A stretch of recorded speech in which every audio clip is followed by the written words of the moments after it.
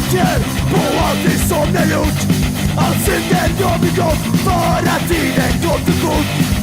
Kanske går det ändå på, vad fan vet jag. Kanske vaknar upp imorgon till undermorgon. För ska det vara så här är man är ung och ännu fri. Jag ser och till för fan, för jag har nog inget liv. Folk här som kan berätta om varenda jävla dag. Är det verkligen så här som det ska vara?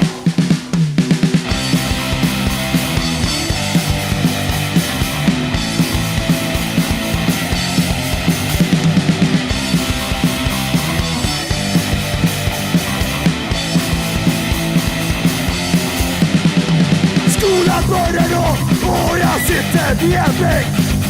Utbildar mig vidare, vad fan hade jag tänkt? Kanske bli en lärare som frågar för barn, eller vi som Egon och härjar runt på stan. Men någon av er är bättre på att förlita mig på. Det kanske tar ett år, eller kanske tar 2. Men någon dag ska du se att det löste sig för mig. Och hoppas att det löser sig för dig.